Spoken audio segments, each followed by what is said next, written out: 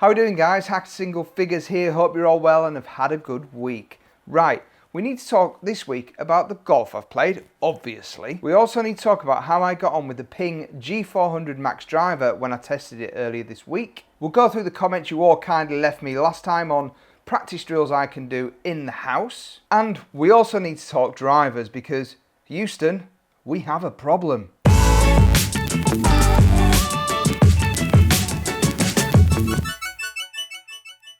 So another week of golf, another week of winter golf, and actually the weather has been improved this week. It's been better than it has been, which is nice. What have you guys been up to? Have you been able to play? How are the courses around you? Keep comment below, let me know what you've been up to.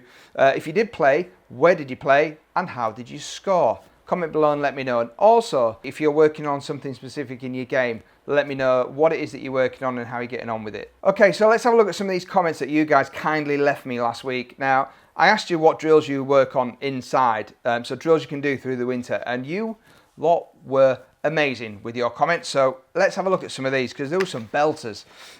So Scratch Golf, Rob McGar. If you haven't already checked out his channel, go and check out Rob's channel. Brilliant, brilliant channel. And also, Rob posted a video last week, I think, on practice. And he also put a link onto a spreadsheet, a practice guide.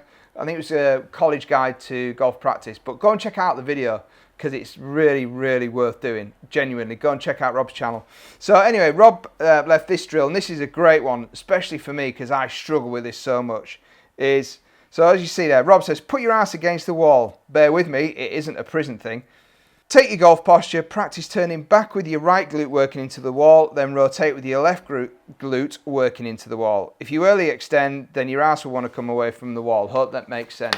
That absolutely makes sense, Rob, and that is absolutely what I do. So that drill is a belter for me, and I've been doing that quite a bit this week. So that's a great one. Philip Sawyers, good tip for putting inside, put a cane across your shoulders and stand with the door frame and make swings, keeping the cane touching the door frame for rocking the shoulders, not rotation. Well done on your win. So this is a putting drill. So yeah, nice one for that, Philip. Appreciate it. Lots of people talking about the M3, M4 drivers. Lots of people having varying levels of success with those as well. Frederick Beals, chipping into a coat hood hanging from a radiator. That's a good one. Probably not with real balls though. Probably use foam ones for that. Dirk, put on some nice links for some Dave Pelt's putting stuff. Go and check out. If you go into the comments on my last video, you can click into these videos as well, so you can check them out for yourselves. So Oliver Bull, spending most of the time at the range because the course is so bad. I know what you mean there, mate. So last month he was saying from Golf Crate he received some Callaway foam balls and a chipping net. So he basically sticks a footy on and practices into that in the lounge for a few hours. So we'll come on to chipping inside in a little while. Let's have a look. Paul Brunt. Now, Paul's in Australia, so I don't think we have any sympathy for Paul, do we? Because he probably has nice weather all the time. But Paul also talks about foam balls and chipping with them inside. So, yeah, foam balls are definitely the way forward. Get a putting mat, just it puts every day in the house. I've got the put out, so I've been using that a little bit. James Dewhurst hasn't got any decent drills, but he said you will feel the benefit from stretching a few days a week and bodyweight exercises. So I am seeing Rachel from Dynamic Golf. I'm seeing her again.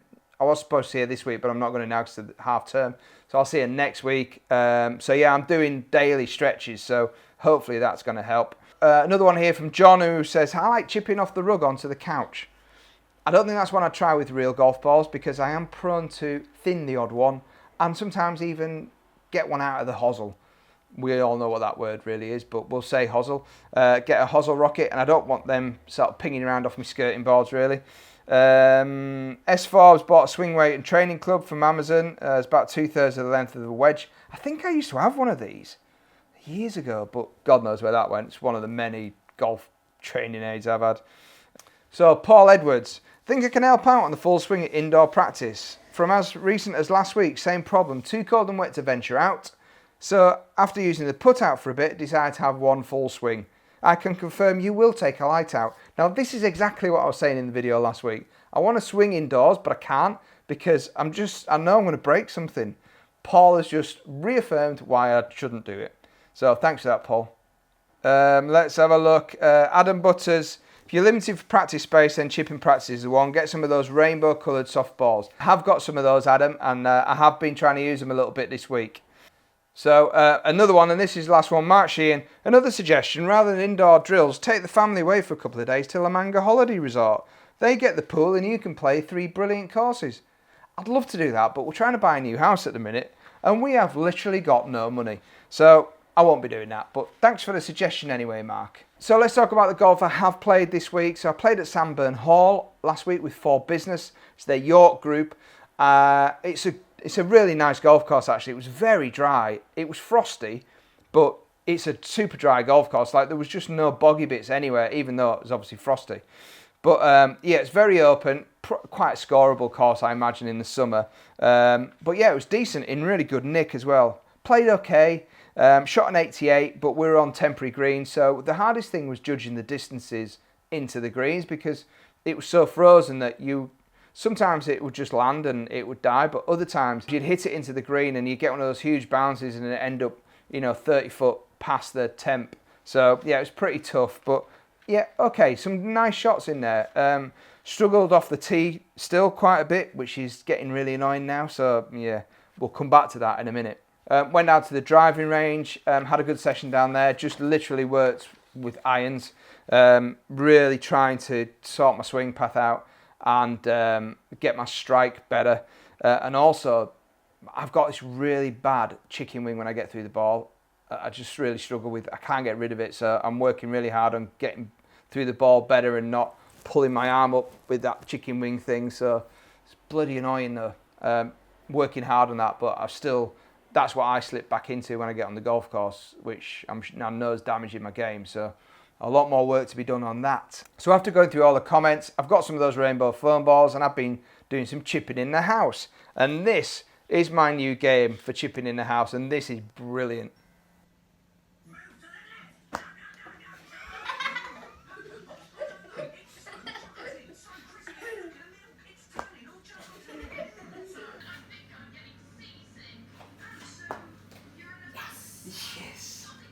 So yeah, involved the kids, and they thought this was hilarious. They loved it. So I was basically chipping to the kids. So I was moving it around to various points in the house. They'd sit down somewhere and I'd chip to them, and they were trying to catch the balls. Amazing, hours of fun.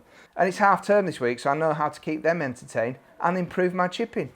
Win-win. And finally, on to Saturday at Howley Hall, and another Saturday, and the weather was like this. It's funny, we had some really nice days during the week, and it gets to Saturday and that's what kind of weather we get. Shocking. So it was a team competition, 4-man team competition, and it was this Yellow Peril Stableford competition where basically one person, it's the best 2 scores to count, Stableford, and one person has the yellow ball. Doesn't necessarily have to be a yellow ball, but one person has a specific ball and it rotates through the 4 of you, and that person's score has to go down, plus whoever else had the best score on the hole. So played that. I think we finished 2 under. We only had 14 holes open, but Jesus, I struggled off the tee. I mean, I could not hit my driver for toffee. Couldn't hit it. So yeah, really struggled off the tee, but played all right. I think I was about 8 or 9 over for my score, so maybe 10, but it wasn't great, and it was mainly because tee shots were just putting me out of position every single time I hit my driver. So I stopped hitting it towards the end and just was hitting my 5-wood, which is de-lofted. So I was just using that because at least it gave me a chance of getting on the fairway. So yeah, not good. Now, on to drivers. So I got to test the G400 Max from Ping this week. Now, everyone is raving about this club. Everyone I know is raving about this club. So I was really keen to give this one a bash and see how it works. If you've watched the videos regularly, you'll know that I've tried a lot of drivers this season, and for me, the F8 from Cobra is by far my favourite. Not really enjoying the Epic at the minute. I tried the M3 and M4 and didn't really like them too much. So tried the Rogue and wasn't a big fan of that. So I was really keen to try the G400 Max because it's supposed to be super forgiving, and I couldn't hit it for toffee. Couldn't hit it. Now, this isn't truly representative of that driver because it turns out that I just can't hit any driver anymore. Doesn't matter what driver it is, I can't hit driver. I have no idea what's going on. As soon as I get driver in my hand, it's like I'm holding an 8-foot stick with a brick on the end of it. I mean, it just feels awful. The driver just feels horrendous when I get it in my hands. My swing feels awful with it. I can't generate any power. It looks ugly. It feels ugly. The strike is horrible. I have no idea what is going on, but I need to seriously fix it because it is giving me a whole world of trouble. So trying drivers and doing reviews on drivers right now is kind of pointless because I can't actually hit a driver. So yeah, confidence has gone, completely gone. So I don't know if any of you have gone through that. If you have, let me know how you got out of it. Comment below and let me know what you did to fix it because I'm in a whole world of trouble with my driver right now. It is not good. So what have I got planned this week? Not a lot of golf, sadly. I've got a busy week at work, which is good in one sense, but bad for my golf. Might try and get 9 holes in somewhere if the weather's okay. It's not very good today, but we'll see how that goes. I am definitely going to try and see Ryan so he can have a look at my driver and find out if he can figure out what I'm doing wrong. And try and get some drills that I can do that are just driver specific because I just can't hit it, and it's just an awful feeling when you've got no confidence with the driver because, you know, I know you drive for show, putt for dough and all that stuff, but if you're putting your driver so far left or so far right, it's not even like I know where my bad shot is. It could be anywhere. So, yeah, really need that looking at with Ryan, so hopefully got some time with him this week. And I'm also off to Rudding Park. Now, not going to Rudding Park to play golf, going for a night away with Mrs. P, without the kids, so just going to have a bit of time together because we don't get a lot of just us time, so that should be nice.